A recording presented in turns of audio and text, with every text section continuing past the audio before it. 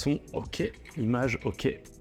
Bonjour à tous et bienvenue dans cette nouvelle vidéo de la chaîne de Mapping Motion. Aujourd'hui, on va voir comment réaliser une animation de type collage. Donc on va animer une illustration faite de manière collage. Donc c'est un style qu'on retrouve assez souvent. Vous allez certainement être confronté un jour ou l'autre à animer ce type de visuel. Et donc je vais vous montrer mes techniques pour pouvoir animer facilement et de la plus belle manière ce type d'illustration. Alors, je tiens à remercier tout particulièrement Itchy Collage, qui est un artiste que j'affectionne particulièrement, qui m'a prêté un de ses visuels pour que je puisse l'animer et vous proposer ce tutoriel aujourd'hui. Donc, je vais vous mettre en barre de description le lien vers son site et vers sa page Instagram. Allez voir son travail, c'est vraiment une petite pépite, donc merci encore à lui. Cette vidéo va se décomposer en 3 phases. La première, ça va être une phase de recherche. On va essayer de trouver des références en animation. On va aller chercher du côté de certains motion designers qui sont spécialisés dans les techniques d'animation de collage. On va essayer de comprendre le fonctionnement de leurs animations et on va essayer d'appliquer ça à notre visuel.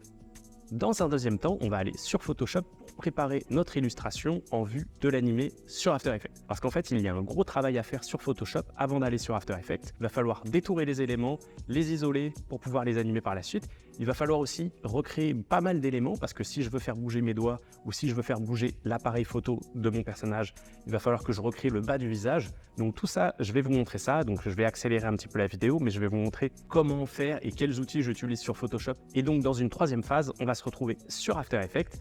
Et là, je vais vous montrer toutes les techniques que j'ai utilisées pour animer ce visuel. Donc je vais vous montrer comment riguer une main avec After Effects et Dwick Angela. Je vais vous montrer aussi comment faire des effets de papier froissé et qui se déplient. Donc je vais vous montrer comment on peut créer facilement des assets, des templates qu'on peut réutiliser par la suite. Et dernièrement, je vais vous montrer aussi comment créer des textures intéressantes façon stop motion avec Photoshop et After Effects. J'espère que le programme de cette vidéo vous intéresse. Avant de commencer ce tutoriel, je vous invite comme d'habitude à liker, partager, commenter. Vous connaissez l'histoire. Et je crois que j'ai tout dit, donc sans plus tarder, on va se retrouver derrière l'ordinateur et on commence tout de suite.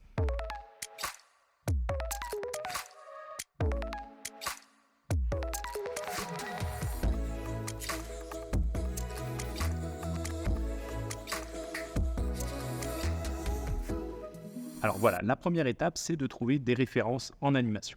Donc je suis allé voir du côté du compte Instagram de Ariel Costa. Donc Ariel Costa, si vous ne le connaissez pas, c'est un petit peu le pape de l'animation façon collage.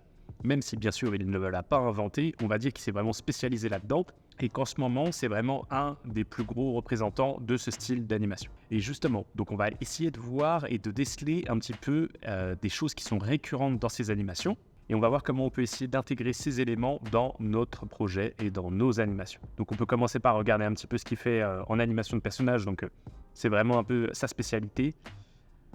Donc c'est pas mal, c'est assez intéressant. Maintenant, nous, on n'a pas un personnage qui est plein pied, donc je ne vais pas m'attarder trop là-dedans. Donc je vais aller confirmer ça en regardant un petit peu d'autres animations. Bon, là, on est encore sur de la guitare.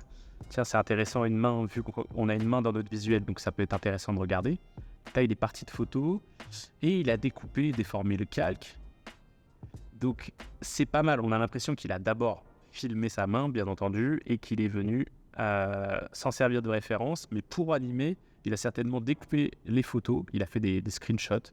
Enfin, il a pu utiliser plein de techniques différentes, mais en tout cas, ça peut nous intéresser vu que nous, on va avoir notre main qui va appuyer sur le déclencheur. Alors, ça peut... Ouais, ça c'est intéressant. Alors, ici, un élément, c'est... On voit qu'il y a différentes vitesses d'animation. Donc, ce qui est intéressant, c'est qu'il donne toujours du volume quand même. Il joue avec ça, même si on a l'impression qu'il anime des images fixes.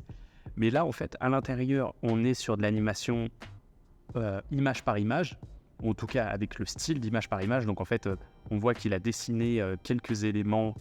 Il a répété un petit peu ces éléments en les dessinant plusieurs fois et il en fait des loops. Mais donc là, on a un style d'image un petit peu stop motion à l'intérieur, ou image traditionnelle, donc en animation image par image. Et là, par contre, on est sur du pur rigging After Effects. Donc, on est dans de l'interpolation. Si vous ne comprenez pas le vocabulaire que je suis en train d'utiliser en parlant de clé de maintien, en parlant d'interpolation spatiale, par exemple, et interpolation temporelle, je vous invite à télécharger le guide en description. Donc, c'est un guide de survie pour les débutants sur After Effects. Et en fait, dedans, je vous explique pas mal de choses concernant After Effects, concernant le motion design, et notamment ces notions qui sont pour moi vraiment essentielles à comprendre. Donc, qu'est-ce que l'interpolation et comment fonctionne le logiciel After Effects, quoi. Donc là, on est sur 2 temporalités d'animation différentes. On a de l'image par image et on a de l'interpolation entre 2 keyframes. Donc ça, c'est un point important, on va le garder en tête. Et là, là c'est parfait. Je crois que là, on a la référence ultime pour notre projet. On a de l'animation en clé de maintien, on a de la texture, on a des loops, des loops vidéo qui se font en arrière-plan. On fait grossir, on joue sur les positions. On a une utilisation aussi intéressante de papier découpé, de papier déchiré. Le tout est fluide. Voilà, il y a des mouvements de caméra. On va voir comment nous, on va pouvoir l'utiliser. On a juste un visuel, on n'a pas plusieurs plans, mais on va peut-être pouvoir jouer quand même avec un mouvement de caméra. Voilà, c'est un très bel exemple, très belle réalisation. On voit qu'il y a de la texture également. Tout ça, c'est pas mal d'éléments. Donc déjà, là, on voit beaucoup de choses intéressantes avec cet exemple. Je vais vous montrer un deuxième exemple que j'ai trouvé. Donc là, c'est les documentaires de Vox. Donc Vox, c'est un média américain et ils ont fait une série de documentaires sur la musique, notamment sur les pochettes de disques et aussi sur, là, pour le coup, c'est John Coltrane, donc au niveau du jazz. Et comme vous voyez, dans ces documentaires, ils ont réalisé des superbes animations en collage. Donc vraiment, c'est une super belle référence aussi. Ce qui est très intéressant, c'est qu'on a à nouveau de la texture. Donc on va pouvoir réutiliser ces principes de texture. On voit aussi qu'ils animent les mains. Donc tout ça, encore une fois, nous, on a des mains dans notre visuel. Donc c'est important d'avoir des références sur comment animer des mains façon collage. Donc ça, c'est une belle référence. Je vous mettrai encore une fois le lien en description pour que vous puissiez regarder.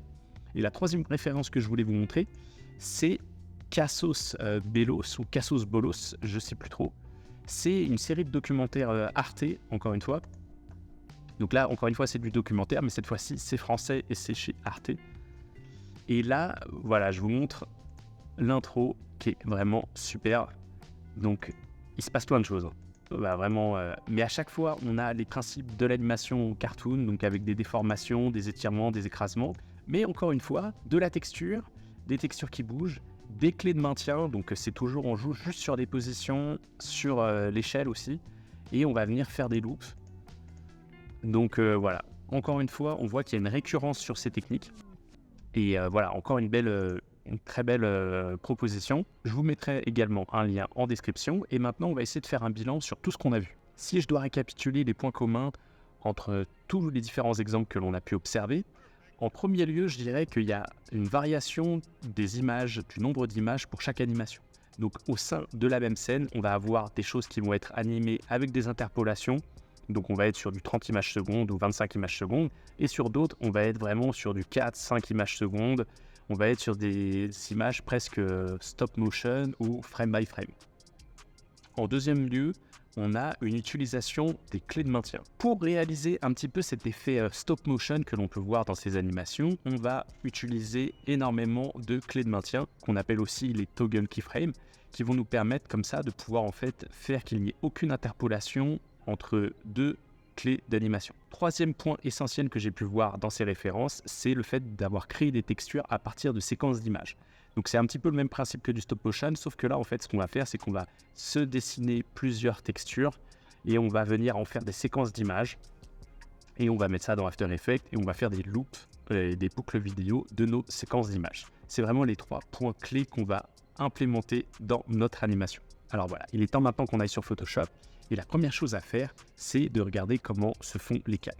Donc je vous ai mis un petit accéléré de comment j'ai travaillé sur Photoshop pour préparer les fichiers en vue de l'animation sur After Effects. Donc dans un premier temps, ce que je fais, c'est que j'essaye de voir comment sont faits les calques. Là, je me rends compte que l'appareil photo est lié au personnage. Si je veux pouvoir animer les mains, il va falloir que je recrée en fait ce qu'il y a sous les doigts. Donc il va y avoir ce travail à faire de détourer chaque doigt. De la même manière, il va falloir créer le bas du visage. Donc tout ça, c'est des choses que je dois préparer. Alors ce qu'il peut voir ici, c'est que je commence par détourer grossièrement mon appareil photo. Et par la suite, donc, je vais venir faire des copies de mon fichier source et je vais détourer les doigts un à un. Ce que je vais faire ensuite, c'est que je vais venir devoir effacer les doigts sur mon calque d'appareil photo. Donc ça, pour ça, je vais utiliser des outils de tampon et aussi des outils pour dupliquer les textures. Donc ça, c'est vraiment des outils de base de Photoshop. Et donc, je vais jouer beaucoup avec l'outil pièce, avec l'outil tampon. Et voilà, comme on voit, je vais dupliquer la texture qui est présente en dessous pour faire disparaître les doigts. Et comme ça, j'ai mon appareil photo qui ne contient plus de doigts. Donc comme ça, je vais avoir mes doigts qui vont être sur des calques séparés. Et je vais avoir un appareil photo qui va être clean. Et donc justement, voilà, je prends le temps de faire ce travail. C'est un travail assez laborieux. Au moment où j'ai enregistré cette vidéo, j'ai vraiment utilisé les outils internes de Photoshop. Donc j'ai utilisé l'outil pièce, j'ai utilisé les outils tampons, les outils aussi un petit peu pour générer et effacer le contenu. Donc c'est un peu une génération automatique. Depuis est sorti Adobe Firefly sur Photoshop. Donc c'est sûr qu'en utilisant cet outil, j'aurais pu gagner beaucoup plus de temps. Là, en l'occurrence, de préparer l'ensemble de ce fichier, ça m'a pris environ entre 1h30 et 2h, sachant que pour faire l'animation au complète, cela m'a pris à peu près 4 heures. Donc on peut voir que la préparation des fichiers, ça m'a pris quasiment la moitié du temps total de l'animation. C'est pour ça que je vous passe en accéléré. L'idée, c'est vraiment de vous montrer la méthode que vous puissiez le faire, vous, sur vos futurs fichiers. L'idée, c'est d'éviter de se donner trop de travail. Donc, je sais que les doigts, je vais vraiment vouloir qu'ils soient séparés. Mais il y a certains éléments que je vais choisir finalement de ne pas animer nécessairement. Donc, il faut trouver le bon compromis entre le fait de vraiment bien préparer notre fichier et le fait de ne pas passer trop de temps sur cette phase. Je vais aller un petit peu plus loin et je vais vous montrer ce que j'ai fait pour le visage. Alors, je me suis concentré sur le visage du personnage, donc qui n'existe pas parce qu'il est caché par l'appareil photo. Donc j'ai donc été aller chercher des photos et j'ai pensé à James Dean, qui est donc un acteur à peu près des années 50-60. Et j'ai pensé à lui pour avoir le bas du visage. Donc j'ai essayé de trouver une image de James Dean. Alors pourquoi j'ai pensé à lui? Tout simplement parce que je sais qu'il y a plein de photos de lui et que le personnage, on va dire, qui était photographié me faisait un peu penser à cette époque-là. Donc j'ai téléchargé des photos de James Dean et je suis venu m'en servir de base pour venir recréer le bas du visage. Donc j'ai essayé de coïncider un petit peu l'image que j'ai téléchargée avec l'image utilisée par Ichi. Et donc voilà, j'ai même récupéré les yeux de James Dean parce que en fait mon personnage a les yeux fermés, donc je voulais avoir un personnage avec les yeux ouverts. Et vous voyez que je joue sur les masques de fusion. J'essaye de vraiment faire qu'il y ait ce côté justement collage qu'on a pu voir dans les animations d'Ariel Costa, voir comment je pourrais faire pour simplement faire cligner l'œil. Donc j'ai une image avec l'œil ouvert et une image avec l'œil fermé, tout simplement. Et finalement le passage de l'un à l'autre fonctionne plutôt bien. Donc je teste en activant et désactivant mes calques pour voir déjà si je pourrais réussir à donner cet effet de clignotement. Donc là on voit que le bas du visage, il y a l'appareil photo, donc il faut vraiment recréer entièrement le bas du visage. Donc là encore je vais utiliser l'image de James Dean et je vais essayer comme ça de pouvoir fusionner les deux. Donc dans un premier temps je détourne grossièrement mon personnage, j'essaye d'imaginer jusqu'où va le bas de son visage et puis là j'ai utilisé des paramètres de perspective pour venir faire fitter et coïncider la perspective de la photo de James Dean avec la perspective de mon personnage. Donc la photo de James Dean était malheureusement dans un angle un peu en 3/4. Donc ce que j'ai fait, c'est que j'ai grossièrement dupliqué, fait une symétrie finalement de la moitié du visage. Ça donne un look un petit peu étrange, mais pour moi c'est pas très grave parce qu'on va absolument pas voir complètement le visage découvert. C'est simplement pour donner encore une fois de la matière et de la texture lorsque le personnage va faire bouger l'appareil photo. Là j'ai une base qui peut être intéressante. Maintenant l'idée ça va être de vraiment créer, de fusionner un peu ces deux images. J'ai peut-être été un petit peu trop loin dans les détails parce qu'en fait au niveau de mon animation finale on voit quasiment pas le bas du visage. Mais je me suis dit que comme ça, si jamais je voulais réutiliser mon personnage plus tard, je pourrais le faire. Et on voit qu'encore une fois, je joue avec les calques, les niveaux, les masques de fusion. Je vais même aller jusqu'à recréer la texture derrière pour vraiment faire que ça se fusionne le haut et le bas du visage. Alors on voit que notre personnage, il a un petit côté, on dirait qu'il louche un peu. Mais en tout cas, au niveau des yeux, ça fonctionne. Donc voilà, je continue un petit peu d'accélérer cette partie pour vous montrer un petit peu le résultat final, en tout cas celui qui va me convenir. Donc c'est vraiment d'avoir un visage de la sorte. Ça va être amplement suffisant pour ce que je veux faire parce que l'idée c'est simplement de créer de la texture derrière pour être sûr que le visage ne soit pas coupé au moment où je veux bouger l'appareil photo. Voilà. Une fois que je suis satisfait du résultat, ce que je fais c'est que je vais prendre le temps de bien renommer tous mes calques, de bien les séparer dans des dossiers différents. Comme ça, ils vont tous être dans des précompositions différentes lorsque j'importerai dans After Effects. Et une fois que c'est fait, je sauvegarde mon fichier et je l'importe dans After Effects. Donc voilà, le fichier a été importé dans After Effects et là, je vais pouvoir vous montrer comment faire le rigging des doigts. Alors voilà, je m'attarde un petit peu à l'intérieur du fichier After Effects pour vous montrer un petit peu comment j'ai fait ce rigging pour les doigts. Donc en fait, ici, tous les doigts sont articulés avec une structure faite avec le script Duik. Alors, j'ai utilisé la dernière version du script Duik Angela, donc peut-être que l'interface sera un petit peu différente de celle que vous avez. Pas d'inquiétude, c'est exactement la même manipulation à faire sur la précédente version. Pour réaliser ceci, c'est vraiment très simple. Je vous montre tout de suite avec une composition où je n'ai pas encore fait le rigging. Je vais commencer avec ce doigt. Donc, je vais tout simplement venir ici créer avec l'outil marionnette des coins de marionnette. Donc ça, bon, je pense que c'est ce que beaucoup d'entre vous connaissent. Animer tout simplement avec l'outil marionnette, on peut déjà faire des petites choses. Honnêtement, ça aurait pu suffire dans le cadre de cette animation, mais moi j'aime bien essayer de faire les choses un petit peu plus complexes et aller un petit peu au-delà pour avoir des animations toujours un petit peu plus fines. En plus, ce que je n'aime pas, c'est qu'ici, pour aller chercher ces coins de marionnette, c'est à l'intérieur de mon calque Photoshop. C'est pas du tout pratique. Et on ne peut pas venir faire autant de choses que si on avait un seul contrôleur pour venir bouger nos 3 coins de marionnette. Pour ça, ce que je préfère faire, c'est venir sélectionner ici mes coins de marionnette. Et je vais cette fois-ci aller dans l'outil lien et contraintes de Duik. Et je vais venir ajouter des épingles. Donc, dans cette nouvelle version, on appelle ça des épingles. Dans la version précédente, c'était appelé des os. Juste une petite différence au niveau de la nomenclature qui peut prêter à confusion. Je clique ici, en ayant bien sélectionné mes calques, mes coins de marionnette. Et vous voyez, Duik, très rapidement, m'a créé 3 objets nuls, donc 3 nouveaux calques, avec finalement les coins de marionnette qui sont extraits de mon calque Photoshop. Donc, on les voit apparaître ici. Je vais me mettre en intégrale pour que vous voyez un petit peu mieux. Et donc là, j'ai mes coins de marionnette auxquels je peux accéder ici en jouant sur les positions par exemple. Je peux venir animer mes coins de marionnette. Donc le bout du doigt, ça sera celui-ci. Voilà, je peux venir un petit peu jouer comme ça. Alors, c'est bien, mais pour moi, en tout cas, c'est un peu limité. D'ailleurs, si vous voyez, si je pousse comme ça, je sors du cadre de ici, de mes options, de mon coin de marionnette, de mon calque. Vous voyez ici, j'ai le maillage. Et ça, j'aime pas trop ça. Donc, pour moi, ce que je préfère faire, c'est venir à nouveau sélectionner mes calques. Donc, je vais prendre ici le 3e, le 2e et le premier coin de marionnette.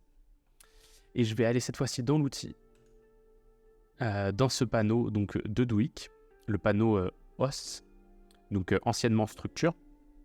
Et cette fois-ci, je vais aller voir justement pour une structure d'os, mais personnalisée. Donc, je clique dans les options en touchant les 3 petits points. Et donc, à partir de là, je peux faire certains réglages. Notamment ici sur le nombre d'os. Donc, moi, je vais mettre 0, 0, 3. En fait, pour en avoir 3, tout simplement.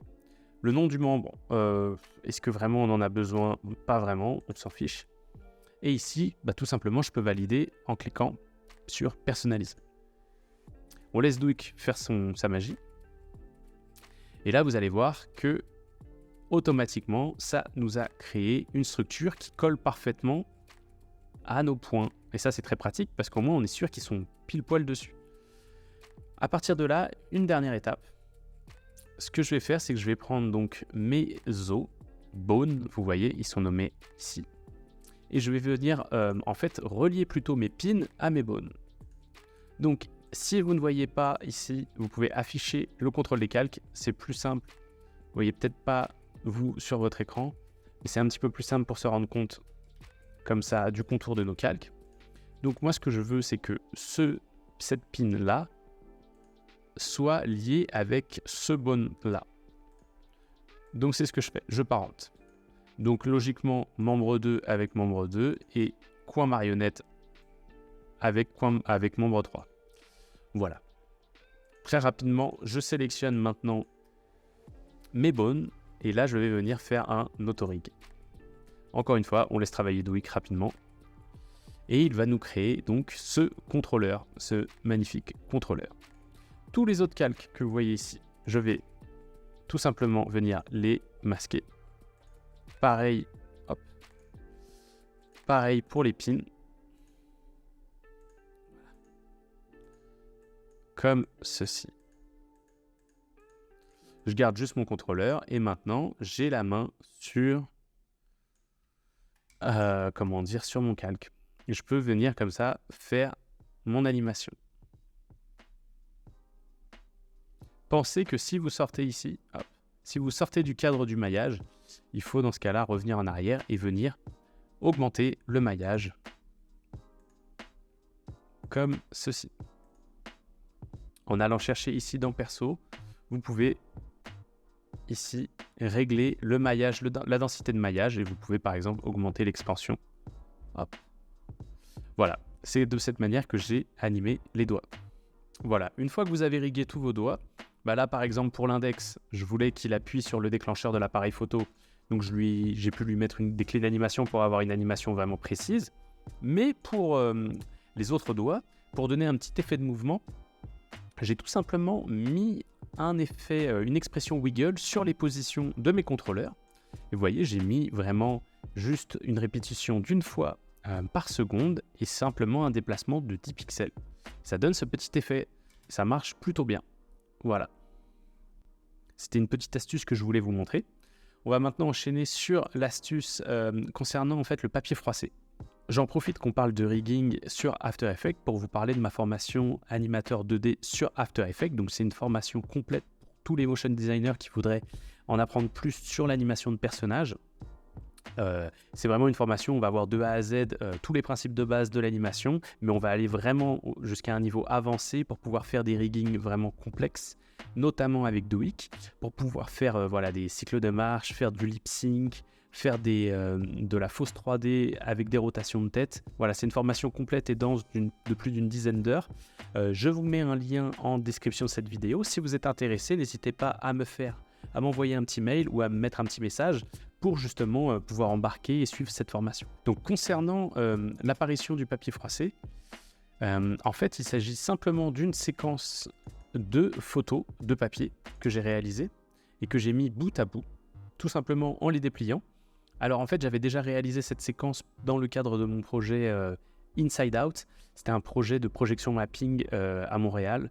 J'avais pu comme ça faire un petit tournage où j'avais filmé une multitude de papiers froissés et ça m'avait servi comme ça dans mes animations. Et donc c'est une bonne manière de faire, c'est de recycler nos propres assets qu'on a créés. Ce type d'animation stop motion colle parfaitement avec ce type d'illustration façon collage. Et donc j'ai simplement réutilisé et adapté cette séquence d'images pour pouvoir déplier ici mon papier. Voilà, c'est comme ça que j'ai réussi à avoir cet effet de papier qui se déplie. Tout simplement, c'est une séquence d'images. Et c'est de la même manière que j'ai réalisé la texture que vous voyez en arrière-plan. Je vais zoomer un petit peu. Je vais lui mettre une couleur pour que vous voyez un petit peu mieux cette texture. Voilà, je vais remplir la texture pour que vous puissiez mieux la voir.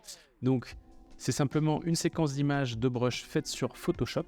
Alors, je vous mets en fiche un tutoriel que j'ai réalisé précédemment qui vous montre comment créer vos textures animées à partir de Photoshop et de After Effects. Alors je vais vous parler un petit peu brièvement de toute l'animation des éléments secondaires et du personnage. En fait, pour le personnage, commençons par lui, très simple, des animations de position, de rotation, avec un rebond, et puis pour la sortie, une anticipation. Donc là encore, ça fait partie des règles vraiment de base de l'animation. Donc j'ai simplement fait en sorte que tout soit fluide en lissant les clés d'animation. Concernant tous les éléments secondaires, finalement j'ai utilisé des expressions, j'ai utilisé des clés de maintien, j'ai fait des loop out, j'ai utilisé des expressions ici time, voilà, des expressions wiggle. Finalement tout est vraiment pris séparément, toutes les animations sont très simples, mais l'idée c'est d'avoir comme ça un petit peu de vie partout. J'ai utilisé les clés de maintien pour faire des clignotements pour les yeux, pour animer les yeux, tout simplement avec des clés de maintien. Et voilà, tout plein de petites techniques vraiment simples. Je trouve que le résultat rend plutôt bien. Ça me fait penser, moi, à une vieille série pour les plus âgés d'entre vous peut-être qui ont connu cette série de dessins animés qui s'appelait Angela Anaconda. Donc voilà, j'ai un peu ça en tête au niveau du style d'animation. Donc c'est jouer sur un effet stop motion, mais sans être complètement en stop motion. Le personnage, lui, est animé en 30 images secondes avec des interpolations de mouvements. Il n'y a pas des clés de maintien à proprement parler sur l'ensemble de son animation. Par contre, il y a des éléments comme ça qui sont faits de manière un petit peu plus stop motion. Voilà, j'ai utilisé des techniques simples, mais mises bout à bout, toutes ces techniques créent une animation plutôt riche et sympathique à regarder.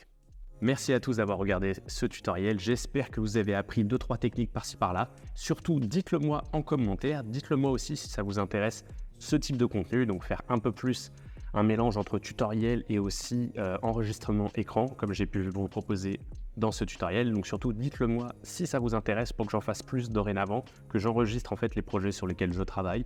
Et comme ça me permet de vous créer du contenu plus régulièrement. Voilà. Et sur ce, je vous donne rendez-vous pour une future vidéo. Ciao.